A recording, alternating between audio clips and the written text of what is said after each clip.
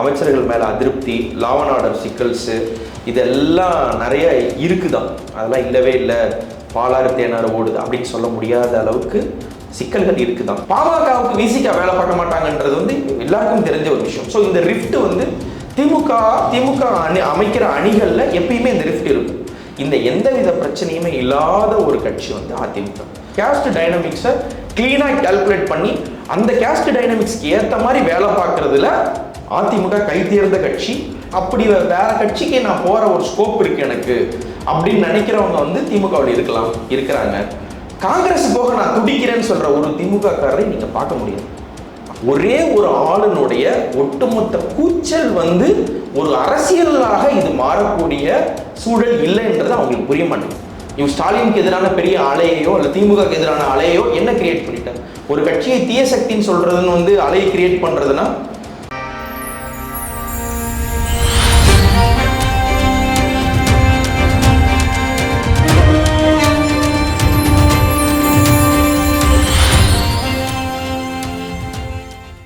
நேயர்களுக்கு வணக்கம். இன்றைய நேர்காணலில் நம்மோடு இணைந்துட்டார் ஊடகர் உமா மகேஸ்வரன் அவர்கள். வணக்கம். வணக்கம் சார். வணக்கம் சார். 2 மாதம் தான் இருக்குது தேர்தலுக்கு. கட்சிகள் கூட்டணி பேச்சுவார்த்தை நடந்து ஓரளவுக்கு தங்களை ஒரு இடத்துல நிலைநிறுத்திக்கினாங்க. இன்றைக்கி இப்போ ஒரு வலிமையாக யார் இருக்கா, எந்த பக்கம் வலிமை இருக்குது அப்படின்ற பார்வை பார்க்குறதுனா எதை சொல்லுவீங்க நீங்கள்? மோரார்லெஸ் சம வலிமையோடு தான் இருக்காங்க. ஆனால் டிஎம்கே கூட்டணிக்கு வந்து ஒரு ஸ்லைட் அட்வான்டேஜ் இருக்கிறது வந்து உண்மைதான். அது ஒரு ஆன்டி இன்கம்பன்சி யூஸ்வலாக இருந்திருக்கணும்.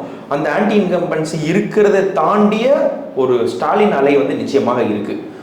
அமைச்சர்கள் மேலே அதிருப்தி, லா அண்ட் ஆர்டர் சிக்கல்ஸு இதெல்லாம் நிறைய இருக்குதான். அதெல்லாம் இல்லவே இல்லை, பாலாறு தேனாறு ஓடுது அப்படின்னு சொல்ல முடியாத அளவுக்கு சிக்கல்கள் இருக்குதான். ஆனால் அதையெல்லாம் தாண்டி ஸ்டாலின் அண்ட் அவங்களுடைய முக்கிய அமைச்சர்கள் மேலே இருக்கக்கூடிய நன்மதிப்பு சர்டன் லெவலில் வந்து அவங்களுக்கு ஒரு எட்ஜ் கொடுக்குது ஒன்று. அண்ட் நலத்திட்டங்கள் வந்து அவங்களுக்கு ஒரு சின்ன எட்ஜை வந்து கொடுக்குது. இந்த எலெக்ஷனை வந்து நாம் ஜெயிக்க போகிறோம் அப்படின்ற ஒரு கான்ஃபிடென்ஸோட அவங்கள எலெக்ஷனை அணுக வச்சிருக்குன்றதை வந்து திடமாக சொல்லணும். குறிப்பாக கடந்த தேர்தல்களில் திமுகவுடைய மூடு, அதற்கு முந்தின தேர்தலில் திமுகவுடைய மூடையும் இந்த தேர்தலில் இருந்த மூடையும் பார்த்தீங்கன்னா அவங்க வந்து ரொம்ப கான்ஃபிடென்ட்டாக இந்த எலெக்ஷனை அப்ரோச் பண்ணுற ஒரு ஸ்டெடியான ஒரு கேம் பிளானோட தான் போகிறாங்க. அந்த விதத்தில் வந்து ஒரு அட்வான்டேஜ் அவங்களுக்கு நிச்சயமாக இருக்குது. அவங்க ஆளுங்கட்சியாகவும் இருக்காங்க. மிகப்பெரிய விமர்சனங்கள் இல்லை. எந்த அளவு நான் சொல்கிறேன்னா, எடப்பாடிக்கு ஒரு ஸ்டெர்லைட்டு துப்பாக்கி சூடு மாதிரியோ, பொள்ளாச்சி வன்கொடுமை சம்பவம் மாதிரியோ, ஜெயலலிதாவுக்கு ஆட்சி வந்தாங்க ஆனால் அந்த சென்னை பெருவெள்ளம் மாதிரியான பெரிய அசம்பாவிதங்கள் மிகப்பெரிய அளவில் இங்கே எதுவும் இல்லைன்றதுல ஒரு பாசிட்டிவ் வேவோடு தான் அவங்க என்ட்ரா வராங்க. ஒரு க்ளீன் அட்வான்டேஜ் வந்து டிஎம்கேக்கு இருக்குது. இல்லை, குறிப்பாக நம்ம தமிழ்நாடு அரசியல் அப்படின்னா ஒரு கலாச்சாரம் ஒன்று இருக்குது. ஒரு வாட்டி வந்தவங்க மீண்டும் ஆட்சி ஏற முடியாத ஒரு பாரம்பரியம் தமிழ்நாடு அரசியல் அப்படி பார்க்கலாம். அதில் ஆனால் அது அதிமுக அந்த இடத்த தாண்டி 2 முறையெல்லாம் ஆட்சி இருக்குது. ஆனால் திமுக அந்த நிலைப்பாட்டிலேருந்து கொஞ்சம் தள்ளி தான் இருக்குது. இப்போது அடுத்த காலகட்டம், இப்போது ஒரு இந்த 5 ஆண்டுகளும் ஆட்சி முடிய போகுது. அடுத்த வரப்போகிற இந்த எலெக்ஷன் வந்து திமுக பக்கம் மக்கள் இருக்காங்களா ஒரு கேள்வி ஒன்று இருக்கு இல்லையா? அதே சமயம் இப்போ இந்த தேர்தல் 2026 மும்முனை தேர்தலாக பார்க்குறோம். ஏன்னா இங்கே ஒரு விசில் அப்படின்ற ஒரு சத்தம் இங்கே வந்து ஓங்கி ஒலிக்குது. இதை நம்ம எப்படி எடுத்துக்கிறது? இவங்களுக்கு நீங்கள் சொன்ன மாதிரி அந்த 10 வருடம்ன்றது ஒரு நெடுங்காலம், யாருக்காக இருந்தாலும் ஒரு கனவும் கூட. ஆரம்பத்தில் ஆக்சுவலாக திமுக தொடர்ச்சியாக 2 முறை இருந்தது வந்து திமுக தான். நீங்கள் வந்து அண்ணா காலம், அண்ணாவுக்கு அடுத்து கலைஞரோட பீரியட் இதெல்லாம் வந்து பார்த்தீங்கன்னா இருந்தாங்க. அதுக்கப்புறம் அந்த ஒரு எம்ஜிஆர் டெத்துக்கு அப்புறம் நீங்கள் சொல்கிறது வேணால் ஏற்றுக்கொள்ளலாம். அதுக்கப்புறம் 5 இயர்ஸ் இவங்க 5 இயர்ஸ் அவங்க இந்த மாறி மாறி வரும். பட் இந்த 2011க்கு பிறகு ஒரு பெரிய ஒரு 10 வருஷம் இவங்க வந்து ரூல் பண்ணி முடிச்சிருந்தாங்க. 2011க்கு அப்புறம் ரொம்ப ஸ்ட்ராங்கான ஒரு லாங் ஆட்சி வந்து கிட்டத்தட்ட முடிச்சிட்டாங்க. அதற்கப்புறம் வந்து திமுக வந்திருக்காங்க. இவங்க அதே மாதிரியான ஒரு 10 வருஷம் ஆட்சி பண்ணாங்க, அடுத்த ஒரு 5 வருஷம் இவங்களும் ஆட்சி பண்ணாங்கன்ற ஃபேஸ் நோக்கி தான் இவங்க என்ட்ரா ஆவாங்க நான் நினைக்கிறேன். நீங்கள் சொல்கிற மாதிரி இது இன்னுமே இருதுருவ அரசியலாக தான் தமிழ்நாடு இருக்குது. நம்ம அந்த 3வது அணி, இன்னொரு ஒரு பெரிய சக்தி நம்ம 1000 சொன்னாலும் இன்னும் அந்த இருதுருவ அரசியல்ன்றது வந்து மறைஞ்சிடலை. இது நீங்கள் பின்னாடி போய் பார்த்தீங்கன்னா, ஒரு வைகோ கிளம்பி வந்த சமயம், வைகோ பெரிய ஃபேக்டராக இருப்பாருன்னு நினச்ச நேரத்தில் தமாக வந்தாங்க.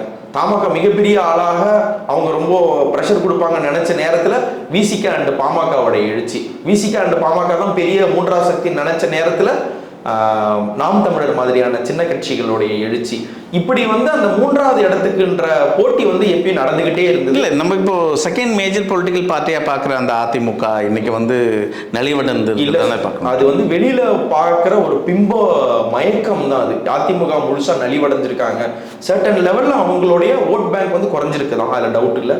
பட் போஸ்ட் ஜெயலலிதாவுக்கு பின்னாடி இந்த கட்சியே இல்லாமல் போயிடும், இதற்கு மேலே ஒன்றுமே இல்லைன்னு சொல்லப்பட்ட நேரத்திலையும் கூட ஒரு மாதிரி தாக்கு பிடிச்சிட்ட ஒரு கட்சிக்கு வந்து எலெக்ஷன் சூட்சமங்கள் இன்னும் தெரியும். அதிமுக ஒரு கட்சியாக நீங்கள் பார்க்கலாம், அதிமுக கட்சி ஒரு மிகப்பெரிய கட்சி, அதெல்லாம் தாண்டி அதிமுக வந்து ஒரு எலெக்ஷன் மெஷினரி. அவங்களுக்கு மாடு மாதிரி வேலை பார்ப்பாங்க. எதுல எலெக்ஷன் வேலைன்னு வந்துட்டா நீங்கள் மக்கள் நல திட்டங்களில் வந்து அதிமுக எவ்வளோ நல்லா வேலை பார்ப்பாங்க அப்படின்றதுல வந்து எல்லாருக்கும் மாற்று கருத்து இருக்கலாம். ஆனால் ஒரு எலெக்ஷன் வந்துட்டா திமுக காரர்கள் வேலை பார்க்கறதை விடவும் ரொம்ப இழுத்து கட்டிக்கிட்டு பயங்கரமாக ரெக்க கட்டி வேலை பார்க்குற ஒரு கட்சி வந்து அதிமுக. அந்த ஒரு ட்ரெயிட்டை வந்து நீங்கள் அதிமுக பிடிங்கிற முடியாது. இதில் வந்து எது அதிமுகவுக்கு பலவீனமோ அதுதான் பலம், எது பலமோ அதுதான் பலவீனம். அந்த மாதிரியான ஒரு ஃபேஸ் அவங்களுக்கு எப்பயும். இப்படி பலவீனம்ன்றது பாஜக சொல்லலாமா? நான் அது வரேன். இது என்னன்னா, இவங்க தலைவராக இருந்தால் மட்டும்தான் நான் வேலை பார்ப்பேன், இவர் எனக்கான வேட்பாளரெல்லாம் நான் வேலை பார்க்க மாட்டேன்றது வந்து ஒரு பொலிட்டிக்கல் பார்ட்டியில் யூஸ்வலாக இருக்கும். இப்போ காங்கிரஸ் திமுகவில் பிரச்சனை இருக்குது. இப்போ மாணிக் தாகூர் ஒரு பேச்சுக்கு எங்கேயா நிற்கிறாருன்னா திமுக காரங்க வேலை பார்ப்பாங்க? கண்டிப்பாக வேலை பார்க்க மாட்டாங்க. அவர் பேசின பேச்சுக்கு திமுக வேலை பார்க்குமா போவானா? கண்டிப்பாக வேலை பார்க்க மாட்டாங்க. அந்த ஒரு உராய்வு இருந்துக்கிட்டே இருக்கும். ஒருவேளை பாமக உள்ள வராங்கன்னு வரமாட்டாங்க, பாமகவுக்கு விசிக வேலை பார்க்க மாட்டாங்கன்றது வந்து எல்லாருக்கும் தெரிஞ்ச ஒரு விஷயம். ஸோ இந்த ரிஃப்ட் வந்து திமுக அமைக்கிற அணிகளில் எப்பயுமே இந்த ரிஃப்ட் இருக்கும். இந்த எந்தவித பிரச்சனையுமே இல்லாத ஒரு கட்சி வந்து அதிமுக. ஏன்னா யார் தலைவர்னே தெரியாது. இவர் தான் நமக்கு இப்போ தலைவராக இருப்பாரா, அந்த எலெக்ஷன் முடிஞ்சதுக்கப்புறம் இவர் தலைவராக இருப்பாங்களா இருக்க மாட்டாங்களான்றதே உங்களுக்கு தெரியாது. தலைவரே யார் இருப்பாங்கன்றது தெரியலன்னும் பொழுது யார் வேட்பாளராக இருந்தா நான் கட்சிக்கு யார் நினைக்கிறேன், கட்சி யார் சொல்லுதோ நான் வேலை பார்க்குறேன்னு சொல்லிட்டு அந்த பேஸுக்கு இன்னும் இருக்குன்னு நினைக்கிறீங்களா? கண்டிப்பா இன்னும் ரொம்ப வெளிப்படையா சொல்லணும்னா இது சித்தாந்த அடிப்படையில் ட்ரிவனான ஒரு ஒரு ஒரு கொள்கை ரீதியான கட்சி அப்படின்றதெல்லாம் கிடையாது. இந்த ஜாதிக்காரர்கள் இந்த இடத்துல ரொம்ப பிரதானமான ஜாதிக்காரர்களாக இருக்காங்களா, இந்த இடத்துல இவர் எங்க ஆளா இருக்காரா அப்படின்றத கேஸ்ட் டைனமிக்ஸை ரொம்ப நல்லா புரிஞ்சு கேஸ்ட் டைனமிக்ஸை கிளீனாக கால்குலேட் பண்ணி அந்த கேஸ்ட் டைனமிக்ஸ்க்கு ஏற்ற மாதிரி வேலை பார்க்கறதுல அதிமுக கை தேர்ந்த கட்சி. இன்னும் சொல்ல போனா இந்த மாதிரியான ஒரு ஓட் பேங்க்ன்றது வந்து ஐடியாலஜிக்கல் ஓட் பேங்கா ஒருத்தவங்களை ஒரு தமிழ்நாட்டை கொண்டு போகணும்னு இல்லை, ஒரு கேஸ்ட்டுக்கு நாடார் ஓட்டு, தேவர் ஓட்டு, வன்னியர் ஓட்டு, தலித் ஓட்டுன்னு சொல்லி ஒரு ஓட்டை வந்து கேஸ்ட் பேங்கா இல்லை கேஸ்ட் பாக்கெட்ஸா மாத்துனதுல வந்து அதிமுகவுடைய ஸ்ட்ராட்டஜி வந்து அதில் இருக்கு. சரி தவறு எல்லாம் தாண்டி அதனுடைய நீட்சி இன்னும் அவங்களுக்கு இருக்கு. இப்போ ஒரு மாதிரியா ஒரு கடந்த எலெக்ஷன்ல நீங்க பாத்தீங்கன்னா ஒரு மாதிரி முக்குளத்தோரை எல்லாரையும் புறக்கணிச்சிட்டாங்க, கவுண்டர்களோட கை எப்பயுமே ஓங்கி இருந்த மாதிரி இருக்கு. அதனாலதான் அண்ணாமலை அண்ட் எடப்பாடிக்கு ஒரு சிங்க் இருக்குது, எல்லாருமே கவுண்டரா இருக்காங்க, எல்லாருமே கொங்கு வேளாள கவுண்டரா இருக்காங்க. இங்க இருந்த சசிகலா இல்ல, ஓபிஎஸ் இல்ல, டிடிவி இல்ல, ஆர்பி உதயகுமாருக்கு இவங்க 1000 தூக்கி வச்சாலும் அவருக்கு அந்த ஸ்டேச்சர் வரமாட்டேங்குது. இந்த மாதிரியான ஒரு ஆன்டை தேவர் கட்சியாக பார்க்கப்பட்டது அதிமுக. ஏதோ ஒரு வகையில இந்த ஒரு சின்ன டிடிவி உள்ள வராங்க, இந்த கன்சாலிடேஷன்லாம் திரும்ப நடக்கிறதன் மூலமா அந்த முக்குளத்தோர் ஓட் பேங்கை வந்து தக்க வச்சுக்கிட்டாங்கன்னு சொல்லணும். இழந்துகிட்டு இருந்த அந்த ஓட் பேங்கை தக்க வச்சுக்கிட்டாங்க. ஆஃப்கோர்ஸ் அந்த முக்குளத்தோர் ஓட் பேங்கினுடைய மைக்ரேஷன் வந்து திமுகவை நோக்கி இருக்கு. இன்னும் குறிப்பா சொல்லணும்னா அந்த 10% இடஒதுக்கீட்டை வன்னியர்களுக்கு கொடுத்ததுனால வன்னியர் அல்லாத எம்பிசி வந்து திமுக பக்கம் ஃபேவர் ஆகிற ஒரு போக்கு இருந்தது. அந்த போக்கு வந்து அந்த ட்ரெயின் இன்னும் இருக்குதான். அந்த ட்ரெயினை ஓரளவு சரி கட்டக்கூடிய விஷயமா டிடிவி உள்ள வந்தது. அமமுகவுடைய அந்த இணைவுன்னு சொல்ல முடியாது, இப்போதைக்கு இருக்கிற அந்த ஒரு ஜெல்லிங் வந்து அவங்களுக்கு அந்த எட்ஜ் கொடுக்குதுதான். அதனால ஒரு புது கட்சி வந்துருச்சு, அதிமுக 0 10 வராது 5 வராதுன்னு சொல்றதை தாண்டி அவங்களுக்கான சாலிட் பிரசன்ஸ் இன்னுமே இருக்கு. சென்னையில் இல்லை சுத்தமாக. ஆனால் நீங்கள் டவுன் சவுத் போனீங்கனாலோ, டெல்டாவை எடுத்துக்கிட்டிங்கனாலோ, மதுரை பக்கம் எடுத்துக்கிட்டிங்கனாலோ அவங்களுக்கான அந்த ஸ்கோப்புன்றது வந்து நிச்சயம் இருக்குது சார். நீங்கள் இதுக்கு முன்னாடி பேசின மாதிரி இந்த காங்கிரஸுக்கும் திமுகவுக்கும் உள்ள அந்த பிரிவு இன்னும் வேலை செய்ய மாட்டாங்க, சில பிரச்சனைகள்லாம் இருக்குதுன்னு குறிப்பிட்டு பேசுனீங்க. இதே சாயல் அங்கே அதிமுக கூட்டணியும் இருக்கு இல்லையா? திமுக பிஜேபி பக்கமாக இருக்குது, தினகரன் பக்கமாக இருக்கட்டும், இதெல்லாம் அங்கேயும் இருக்கே. நிச்சயமா இருக்கு சார், நிச்சயமா இருக்கு. ஆனால் இதில் ஒரு விஷயம் என்னன்னா, திமுகவிலேருந்து யாரும் காங்கிரஸ் போக துடிக்கிறவங்க யாருமே கிடையாது. இப்போ எனக்கு திமுகவில் நான் வந்து இருக்கிறேன், எனக்கு திமுக பிடிக்கல, நான் திமுகவிலேருந்து கிளம்பி நான் அதிமுக போகலாம் அப்படின்னு நினைக்கிறவங்க இருக்கலாம். தாவேகாவுக்கு போகலான்னு நினைக்கிறவங்க கூட இருக்கலாம். செங்கோட்டையனே போயிட்டார், நமக்கு என்ன, யாரும் இல்லை. ஒரு உதாரணத்துக்கு சொல்கிறேன். அப்படி வேற கட்சிக்கு நான் போகிற ஒரு ஸ்கோப் இருக்குது எனக்கு அப்படின்னு நினைக்கிறவங்க வந்து திமுகவில் இருக்கிறாங்க. காங்கிரஸ் போக நான் துடிக்கிறேன்னு சொல்கிற ஒரு திமுககாரரை நீங்கள் பார்க்க முடியாது. ஹானஸ்டாக அதுதான் என்னுடைய லட்சிய பயணம் இனி காங்கிரஸில் தொடங்கும் அப்படின்னு சொல்லக்கூடிய ஒரு கீழ்மட்ட அல்லது ஒரு ரொம்ப பேசிக் லெவல் பார்ட்டி ஒர்க்கர் கூட நீங்கள் திமுகவில் பார்க்க முடியாது. Cut the case. இப்போ நீங்கள் அதிமுகவுக்கு வந்தீங்கன்னா ஒருவேளை சின்னம் பறிபோகும் பட்சத்தில் எஸ்பி வேலுமணி எந்த கட்சி போவார்னு நீங்கள் போய் ரோட்டில் யார்ட்டையா போகிறவங்கள்ட்ட கேளுங்க, இல்லை கோரான அதிமுககிட்ட கேளுங்க. இங்கே தானே என்ன எங்களுக்கு பாஜக இருக்குன்றது வந்து ஒரு மெயின் ஆஃபீஸ்லேருந்து ஹெட் ஆஃபீஸ்க்கு போயிடுறேன். டேடி ஆதரவு தருவார். டேடி இருக்காரு. ராஜேந்திர பாலாஜி என்ன சொல்றாரு? மோடி எங்கள் டேடின்றாரு. நைனார் அங்கே இங்கிருந்து போனவர் தான் அங்கே இருக்காரு. எஸ்பி வேலுமணி அதிமுக எஸ்பி வேலுமணி அதிமுகன்னு ஒரு 10 வாட்டி சொன்னாதான் நம்மளுக்கு மைண்டுக்கு ரெஜிஸ்டர் ஆகுது. ஏன்னா ஒரு யார் பக்கம் இருக்காரு, அவர் இங்க இருக்கக்கூடிய அவங்க ஆளா, அந்த மாதிரியான ஒரு பாஜகவோட ஒரு ஜெல்லி வேலுமணி ஆகட்டும், தங்கமணி ஆகட்டும், இப்படி பல பேருக்கு வந்து பாஜகன்றது வந்து பிரசவத்துக்கு போய் இப்போ ஒரு செட்டில் ஆகிட்டு வர ஒரு தாய் வீடு, ஒரு பெண்ணுக்கு வந்து எனக்கு ஒரு சேஃப் ஸ்பேஸு அப்படின்ற மாதிரியான தாய் வீடாக அவங்களுக்கு பாஜக இருக்குன்றதுனால இந்த டிஃபரன்சஸ் எல்லாமே இருந்தாலும் கூட ஏதோ ஒரு வகையில் அவங்களுடைய வெற்றிக்காக ஏதோ ஒரு வகையில் பாடுபட்டுருவாங்கன்னு நான் நம்புகிறேன். அண்ட் தென் இவங்க என்னதான் நீங்கள் 1000 நீங்கள் சொல்லலாம், ஒரு 4-5 பாஜக தலைவர்களை விடுத்து அவங்களுக்கான ஸ்பேஸ் என்னங்க இருக்குது? இப்போ ஒரு பாஜக ஒர்க்கர் வந்து ஏதாவது போய் அவருடைய முகத்தை காட்டிக்கணும்னா அவங்களுக்கு வந்து அதிமுக காரோட ஒத்து போனால் தான் அவங்களால போயிட்டு வந்து அந்த தொகுதியில் வந்து முகம் காட்டிக்க முடியும். அதிமுக எல்லாம் ஒன்றும் இல்லைன்னு தெரியும். அப்போ அந்த தலைவர்களை விடுத்து அந்த நிர்வாகிகளுடைய அந்த ஜெல்லிங்ன்றது வந்து அதிமுகவிலையும் பாஜகவிலையும் ஓரளவு ஸ்ட்ராங்காக தான் இருக்குது கம்பேரிங் டு காங்கிரஸ் அண்ட் திமுக. குறிப்பாக தமிழ்நாடு 20 உருவமாக பார்க்குற இந்த திராவிட கட்சிகள் இன்றைக்கி நீ நான் தான் போட்டின்னு இவங்க 2 பேர் தான் பேசுகிறாங்க. ஆனால் இங்கே களத்தில் அனல் பறக்க இங்கே விசில் அடிக்கிறாரு விஜய். சத்தம் இருக்கு, விசில் சத்தம் நிச்சயமா இருக்கு. இவர் நீங்கள் உங்களுக்கான பிரச்சனை கிடையாது, இது எனக்கும் திமுகவுக்கான பிரச்சனை, நீங்கள் ஓரமாக ஒதுங்கி நில்லுங்கன்னு அதிமுக எப்படி இருக்கு தெரியுமா சார்? ஒரு ஆஷஸ் தொடர் நடந்துகிட்டு இருக்கு. இங்கிலாந்து வெர்சஸ் ஆஸ்திரேலியா மோதுறாங்க. சம்பந்தமே இல்லாம ஜிம்பாப்வே வந்து டே நீ ஒதுங்க, இனிமே ஆஷஸ்னா அது ஆஸ்திரேலியாவுக்கு எங்களுக்கு தான் சொன்னா நீங்க அதை என்ன சொல்வீங்க? ஒரு மாதிரி ஸ்டன் ஆகி பார்ப்பாங்களா? அந்த மாதிரியான பார்க்கக்கூடிய நிலைமை தான் இருக்கு. நான் சொல்றேன் சார், நீங்க இந்த கிளைம்லாம் எப்போ வைக்கலாம்? இந்த கிளைமை வந்து நான் தான் முதல்வர் வேட்பாளர் அப்படின்றத தைரியமா சொல்லி இந்த எலெக்ஷன் இதான் என்னுடைய கொள்கைன்னு சொல்லி வந்தவங்க எக்கச்சக்கம் பேர் இருக்காங்க. விஜயகாந்த் ஒரு உதாரணமாக எடுக்கும். விஜயகாந்த் வரும்பொழுது ஒரு தொகுதியில் ஜெயிச்சார். அதுக்கப்புறம் அடுத்த தேர்தலில் அவங்க வந்து ஒரு எதிர்கட்சி லெவலுக்கு போகிற அளவுக்கான ஒரு புஷ் அவங்களுக்கு கொடுத்தது. அந்த புஷ் வந்து அதிமுக கூட்டணியில் இருந்ததால தான் அவங்களுக்கு வந்து அந்த புஷ்ஷுமே கிடைச்சது. அவருக்கு இருந்த பீப்புள் கனெக்டும் இவருக்கு இருந்த பீப்புள் கனெக்டும் நீங்கள் பார்த்தீங்கன்னா எல்லாருமே விஜயகாந்த் வாழ்க, விஜயகாந்த் ஓஹோவாகான்னு சொன்னாங்களே ஒழிய விஜயகாந்தை ஆட்சி அரியணையில் ஏற்ற வல்ல ஒரு வேவ் அப்போ உருவாகவே இல்லை. விஜயகாந்துக்கே உருவாகாதவே விஜய்க்கு உருவாகாது. அண்ட் தென் அவங்க எல்லாருமே இப்போ மக்கள் நல கூட்டணி அமைக்கும் பொழுது வைகோ என்ன சொல்றாருன்னா, உங்களுடைய வேட்பாளர் யாரு, உங்களுடைய முதல்வர் வேட்பாளர் யாருன்னு கேட்கும்போது எங்களுடைய முதல்வர் வேட்பாளர் கேப்டன் விஜயகாந்த்னு சொல்றாரு.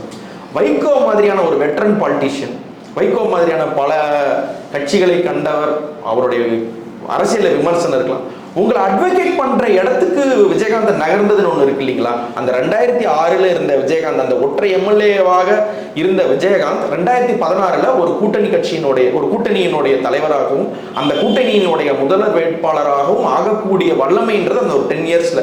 அதுக்கு காரணம் ப்ரூவன் எலக்டோரல் பர்சன்டேஜ். நான் இவ்வளோ ஜெயிச்சிருக்கேன், இவ்வளோ வச்சிருக்கோம், இவ்வளோ பேர் இருந்தோம். அட்லீஸ்ட் அந்த ஆள் கட்சியை உடச்சி ஒரு 10 எம்எல்ஏவை ஜெயலலிதா கூட்டு போகிற அளவுக்காவது அவங்களுடைய கட்சி பவரை ப்ரூவ் பண்ணிட்டு தான் நான் ஒரு முதல்வர் வேட்பாளர் என்ற ஒரு கோஷத்துக்கே அவங்க போகிறாங்க. இன்னும் ஒரு தேர்தல் சந்திக்கலை. வந்த ஒரு இடைத்தேர்தலையுமே வந்து நாங்கள் இதெல்லாம் பார்ட்டிசிபேட் பண்ண மாட்டோம், நாடாளுமன்றத்தில் நாங்கள் இல்லைன்னு சொல்லிட்டு பைபாஸ் பண்ணிட்டு போயிட்டாங்க. இன்னும் கேண்டிடேட் யாருன்னு தெரியாது, உங்கள் பூத்துக்கெல்லாம் ஒர்க் பண்ணுறாங்களான்றது தெரியாது. ஒரே ஒரு ஆளுனுடைய ஒட்டுமொத்த கூச்சல் வந்து ஒரு அரசியலாக இது மாறக்கூடிய சூழல் இல்லைன்றது அவங்களுக்கு புரிய மாட்டேங்குது. எத்தனையோ பேர் ட்ரை பண்ணிட்டாங்க.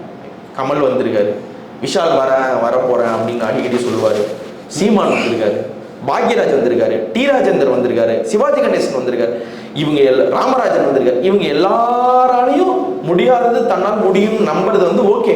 ஆனால் அதுக்கான கிரவுண்ட் ஒர்க் ஏதாவது ஒன்று இருக்கணும்ல, அதுக்கான ப்ரூவன் ஒர்க்குன்னு ஒன்று இருக்கணும்ல. அந்த கிரவுண்ட் ஒர்க்கும் நான் நின்று ஜெயிச்சிருக்கேன்ற மாதிரியான இதுவே இல்லை. அவங்க சந்திக்க போகிற கண்ணி தேர்தல். ஆக்சுவலி நீங்கள் சொல்கிறத நான் ஏற்றுக்கிறேன். இதே நீங்கள் பாருங்களேன், இந்த காலகட்டம், இந்த ஜென்சியோட காலகட்டம் வந்து ஒரு பிரம்மாண்ட நடிகரோ பெரிய அளவு இன்றைக்கி பேசப்படுறதில்ல. இந்த இன்ஃப்ளூயன்ஸ் இருக்காங்க இல்லையா, they are the talkative today இல்லையா. அந்த வகையில் தானே இன்றைக்கி புதிய அரசியலை எடுத்து கையில் எடுத்துக்கிற விஜயை வந்து இன்றைக்கி பெரிய தமிழ்நாடே பேசிகிட்டு இருக்கு. அவங்க எப்படி அது ஓட்டு வாங்கி இல்லைன்னு நீங்கள் சொல்ல வரீங்க? சகாயம் ஏன் சார் ஜெயிக்கல? அந்த பதில் தான் சார் இது இருக்கு. சகாயம் ஏன் ஜெயிக்கவில்லை, சகாயம் ஏன் சோபிக்கவில்லை என்கிட்ட கேட்டாங்க. சகாயம் கட்சி சார்பாக நிற்கிறீங்களா? இந்த சென்னை பெருவெள்ளத்தில் வந்து வாலண்டியர்லாம் போய் பயங்கரமாக வேலை பார்க்குறோம், ஒரு 300-400 குடும்பத்தை காப்பாற்றுறோம். இதெல்லாம் ஒன்று தம்பி, இந்த மாதிரியான துடிப்பான இளைஞர்கள் தான் எங்கள் கட்சிக்கு வேணும், நாங்கள் இந்த மாதிரி அவர் சார்பாக கொஞ்சம் பேர் நிற்கலான் இருக்கோம், நீங்கள் வரீங்க. நான் சொன்னேன் சார், நீங்கள் கண்டிப்பாக, நிறைய பேர் சொன்னேன், நீங்கள் கண்டிப்பாக ஜெயிக்க போகிறது இல்லைங்க, என்னுடைய சார்பு நிலையும் அதில் கிடையாது. நீங்கள் இந்த எலெக்ஷனில் நீங்கள் என்ன சொன்னாலும் உங்களுடைய பிரபல்யம் வந்து ஓட்டாக மாறாது. உங்களுக்காக வந்து கண்ணீர் வடிப்பாங்க மக்கள். சகாயம் தான் ஆளணும், சகாயம் மட்டும் ஆண்டா எப்படி இருக்கும் தெரியுமான்னுவாங்க. சம்மந்தமே இல்லாமல் பியூர் பாலிட்டிஷியன் யாருன்னு கேட்டால் நல்ல கண்ணுன்னு சொல்லுவாங்க. ஆனால் அவங்க போடுற ஓட்டு திமுகவுக்கும் அதிமுகவுக்கும் தான் இருக்கும். அவங்க நல்ல கண்ணு பிடிக்குமானா நல்ல கண்ணு பிடிக்கணுவாங்க, சகாயம் பிடிக்குமானா சகாயம் பிடிக்கணுவாங்க, விஜய் பிடிக்குமானா விஜய் பிடிக்கணுவாங்க. விஜயை வந்து விஜய் தான் என்னுடைய முதல்வர்னு அடித்து சொல்கிற அளவுக்கான ஆணித்தரமான அரசியல் அலை இன்னும் இல்லை. அது எப்போ வரும்னா, நீங்கள் வந்து ஒரு ஸ்ட்ராங்கான எதிர்கட்சியாக இன்னைக்கு பேசியிருக்காரு சார். இன்னைக்கு உங்களுடைய 3ஆம் ஆண்டு தொடக்க விழா நடந்திருக்கு. திமுகவை திட்டுறதுக்கு மேட்ரேவா இல்லை, சட்டம் ஒழுங்கை பற்றி சொல்றதுக்கான விஷயமேவா இல்லை, அவ்வளோ இருக்கு. பாஜகவை பற்றி சொல்றதுக்கு அவ்வளோ இருக்கு. ஆனால் திரும்பவும் இந்த அரசியல் பஞ்ச்டேலாக் சொல்லிக்கிட்டே இருக்கிறதுனால என்ன ஆகும்னா, ஒரு சகாயத்தை எந்த மீட்டரில் தமிழ்நாடு வச்சுதோ அதே மீட்டரில் வைக்கும், இல்லை அதை விட கொஞ்சம் அதிகமாக வைக்குமே ஒழிய தமிழ்நாடு உங்களுக்கு எதிர்கட்சி தலைவர் அந்தஸ்தை கூட கொடுக்காத அளவுக்கான ஒரு பாலிடிக்ஸ் தான் நீங்க பண்ணிட்டு இருக்கீங்க. அவர் பண்ணிட்டு இருக்காருன்றதை வந்து ரொம்ப லேட்டா ரியலைஸ் பண்ணுவோம். அவர் நீங்க சொல்ற அந்த ஜென்சி மூவிங் இது வந்து வழக்கமா நடக்கிறதா சார். மதுரையில வந்து விஜயகாந்த் மாநாடுக்கு வராத கூட்டமே கிடையாது. ஃபர்ஸ்ட் கட்சி ஆரம்பிக்கும் பொழுது எனக்கு தெரிஞ்ச ஒரு ஜெயலலிதா ஒரு கேஸ்ட் நியூட்ரல் லீடர். காரணம் அவங்க உயர்ஜாதி வகுப்பினர் அவங்க, அதனால வந்து எல்லாரும் அவங்களுக்கு கீழே, நான் வந்து அவங்களுக்கு கீழே தான் அப்படின்ட்டு இவங்க மனதளவில் ஏற்றுக்கிட்டாங்க தமிழ்நாடு. கலைஞர் வந்து கேஸ்ட் நியூட்ரல் லீடர், ஏன்னா ஒரு பெரும்பான்மையான ஆண்ட ஜாதிகள் அப்படின்னு சொல்ற ஜாதி பிரிவை சேராதவர், அதனால இவங்க 2 பேரையும் மக்கள் ஏற்றுக்கிட்டாங்க. அதையெல்லாம் தாண்டி யாராவது ஒருத்தரை தமிழ்நாடு ஏற்றுக்குச்சுன்னா அது விஜயகாந்த் ஏற்றுக்கிட்டாங்க, எங்கள் வீட்டு ஆள் ஏற்றுக்கிட்டாங்க. விஜயகாந்த் வந்தாலே வந்து இன்னும் சொல்ல போனால் ஸ்டாலினுக்கு இருக்கிற ஜெயலலிதாவுக்கு இருக்கிற பெண்கள் ஆதரவை விட அதிகப்படியான ஆதரவு வந்து விஜயகாந்த். பிரேமலதாவோட பிரவேசத்துக்கு முன்னாடியுமே சொல்றேன், விஜயகாந்த்னா ஒரு பெரிய இது. அந்த ஆதரவு கூட விஜய்க்கு இல்லை. இந்த சின்ன பசங்க சூப்பர், எங்க அண்ணா வாழ்க, கலைக்கிறோம், இது வந்து வழக்கமா நடக்கிறது தான். அந்த பஸ் எப்பயுமே இருக்கிறது தான். ஆனா இப்ப இன்னைக்கு தேமுதிக என்ன கண்டிஷன்ல இருக்குன்னு நம்மளுக்கு வந்து தெரியும். எத்தனையோ பேரை நாங்க பார்த்துட்டோம், நீங்களும் அதுல ஒரு ஆள் தான், நீங்க நிக்கிறீங்களா இல்லையான்றத வந்து ஒரு தமிழ்நாட்டு ஓட்டர் பார்ப்போம். முதல் எலெக்ஷன்ல இருந்தாங்க, உங்களுக்கு எல்லாமே பிளாட்டர்ல தரோன்னு சொல்லிட்டு தந்துடவே மாட்டோம். அவ்வளோ வெள்ளம் கரை புரண்டு ஓடி 2016 வந்து ஆட்சி மாற்றம் உறுதி, திமுக தான் வரப்போகுது அப்படின்ட்டு திமுகவே நம்பியிருந்த அந்த காலம். என்னன்னா எங்களுக்கு சென்னை பெருவெள்ளம் பெருசா வந்துச்சு, அதற்கடுத்து ஏகப்பட்ட பிரச்சனை இருக்கு, பாஜகவோட எழுச்சி, இதன் மூலயமாக நமக்கு ஒரு ஸ்விங் இருக்கும்னு இவங்க நினைச்சிட்டு இருந்த டைம்ல ஒட்டுமொத்தமா அவங்களுக்கு வராமலே போச்சு. சென்னை தவிர அவங்க பெருசா ஸ்கோர் பண்ணவே இல்லாத ஒரு சூழலா போச்சு. அந்த ஒரு அரசியல் எதிர்ப்பு அலைன்றது இப்போ இல்லை. அந்த எதிர்ப்பு அலை பயங்கரமா இருக்கு, ரொம்ப ஒரு அதிருப்தி ஸ்டாலின் மேல இருக்குன்னா இவங்களுக்கு இருக்கும், உங்களுக்கு வர்றதுக்கான வாய்ப்பு இருந்திருக்கும். அந்த அதிருப்தி அலையே இவங்க பெருசாகவும் ஆக்கவும் இல்லை. அண்ட் இவங்களை பார்க்கும்பொழுது எல்லாமே அந்த 96க்கு அப்புறம் ஜெயலலிதாவை பார்க்குறவங்க எல்லாமே இவங்க சொத்து சேர்த்தவங்க, எத்தனை ஜோடி செருப்பு இருந்தது தெரியுமா, இந்த டாக்ஸ் தான் அதிகம்.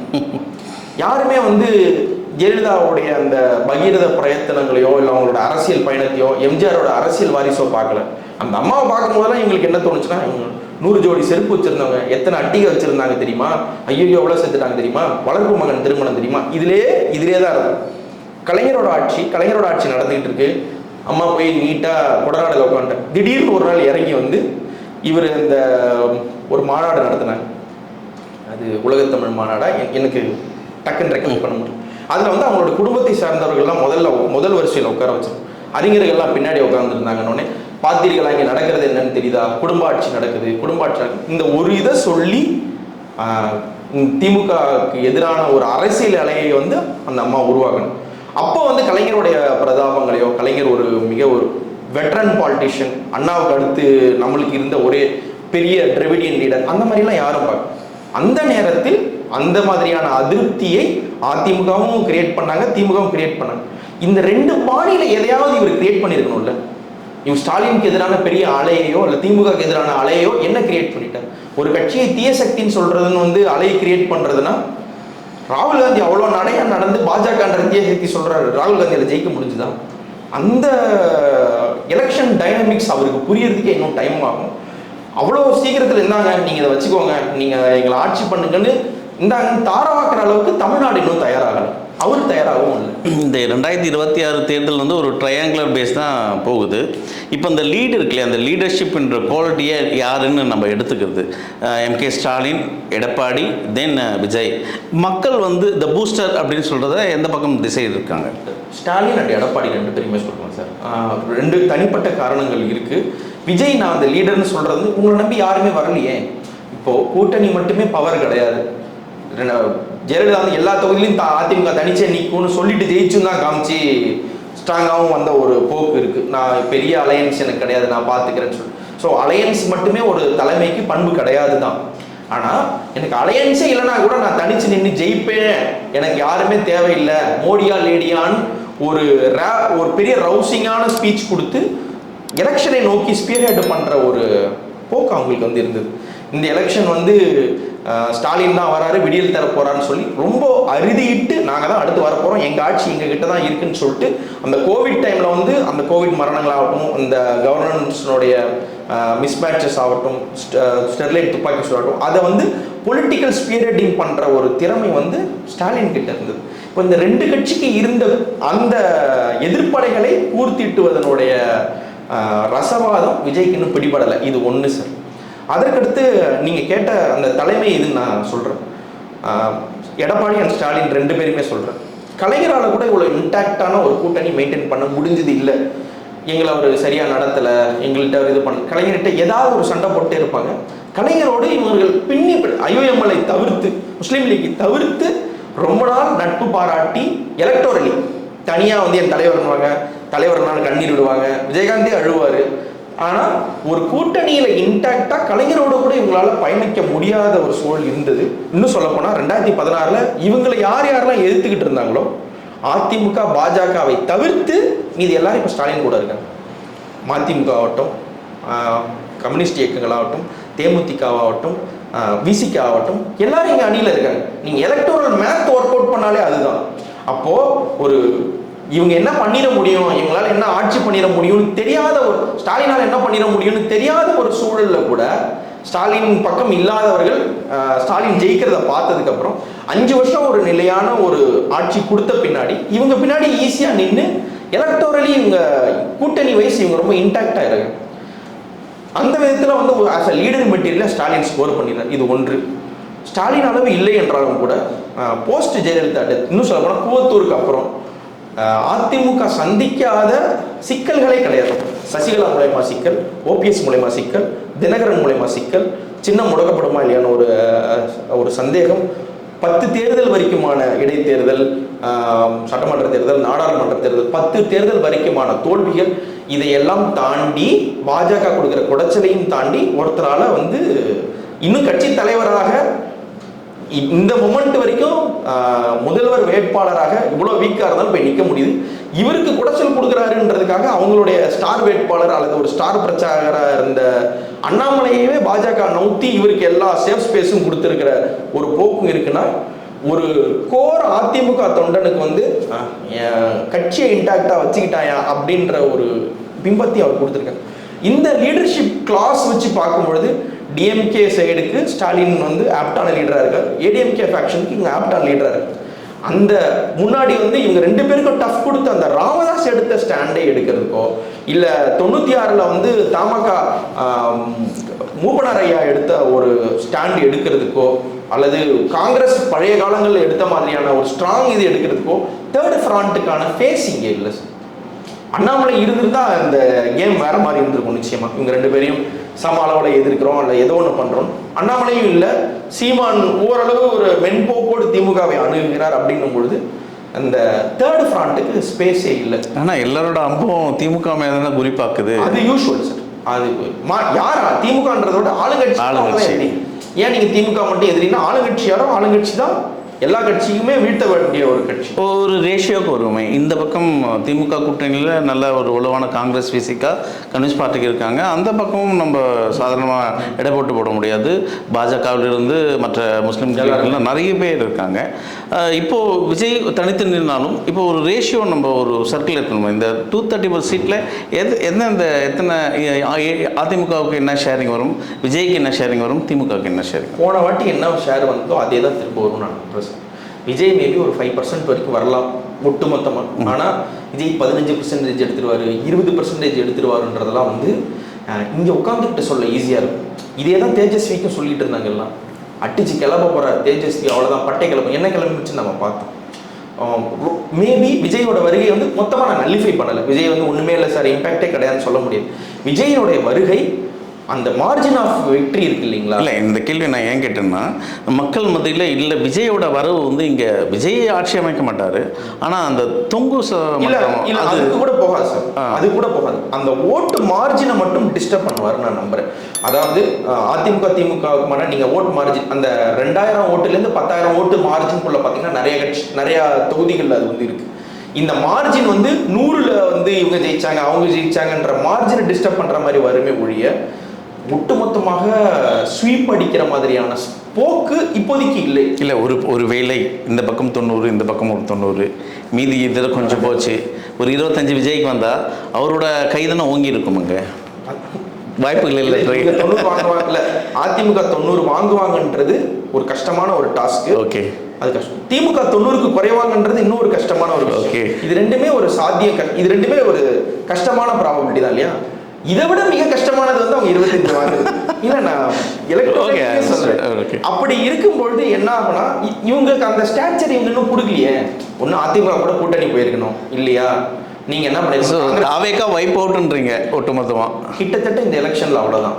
நான் வைப் அவுட்னு நான் சொல்றது வந்து அவங்க எலக்டோரலி அவங்க சீட்டு ஜெயிக்காம போகலாம், சைஸபிளான ஓட்ஸ் வாங்குவாங்க. ஒரு பாசிட்டிவான எலெக்ஷனாக தான் அவங்களுக்கு போகும். ஃபர்ஸ்ட் டைம் எலெக்ஷன் பார்க்குறவங்க எலெக்ஷனாக எப்படி இருக்கும், பூத்தில் எவ்வளோ அடிதடி நடக்கும், 2 கட்சி எவ்வளோ குடைச்சல் கொடுப்பாங்க, உண்மையிலேயே பணத்தை மொபிலைஸ் பண்ணுறது எப்படி, எல்லாரையும் கேன்வாஸ் பண்ணுறது எப்படி.